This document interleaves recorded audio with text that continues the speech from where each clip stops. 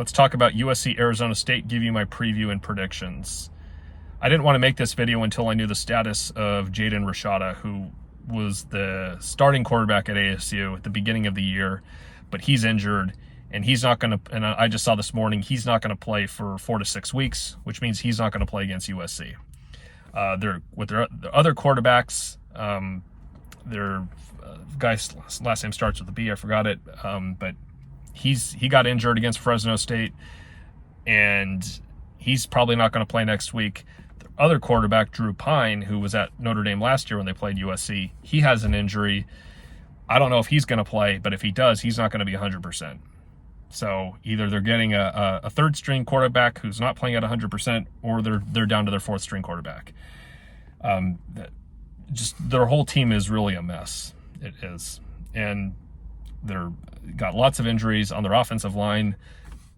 That's probably why their quarterbacks keep getting injured.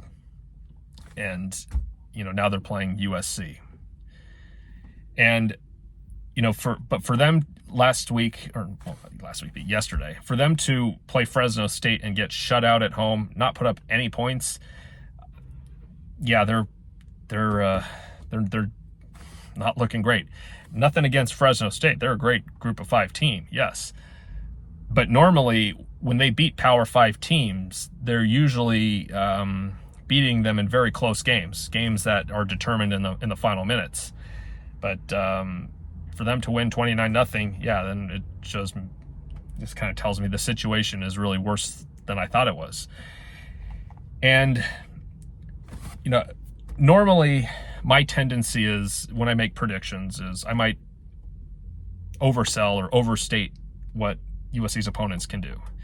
And in maybe normal circumstances, I would have done that for a game like this. But just when I see the mess that Arizona State's in, and just seeing what USC's offense is capable of, and potentially their defense, especially with a very as weakened as Arizona State is, I just don't see the Sun Devils putting up any meaningful fight.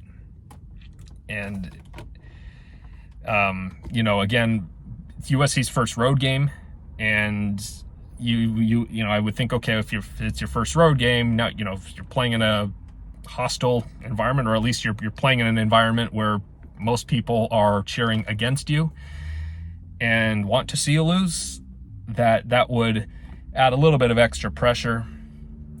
But just, again, seeing what they're like right now, at Arizona State, not much better than Stanford is what we can see. That, yeah, USC should put up a lot of points.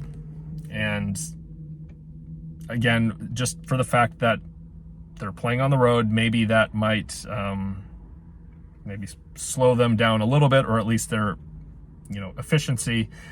So I have taken that into account. But if this game was at the Coliseum, I would have a little bit of a different prediction. We know what USC offensively is capable of. There isn't that much else for me to say, but there's just so much depth, at the receiver, running backs.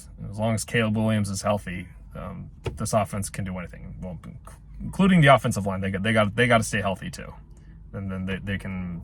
It's going to just be amazing to see what's going on. Defensively, if we, I know it was just Stanford, but if we see them play just as we saw last week, it's the bye week right now, but end of the bye week. If we see them play just as they did against Stanford, then this should be another big win, another one of these games where I would expect Caleb Williams and most of the starters to be on the bench, maybe not by halftime, but at least sometime in the third quarter. I think that we should expect to see that in this game.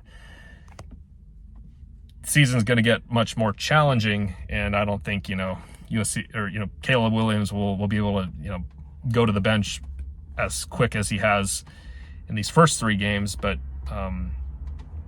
the sooner he can get there, the better, to preserve his health. So with that in mind, my prediction for this game is USC 52, Arizona State Sun Devils 13. And that's all I got to say. Till next time, fight on.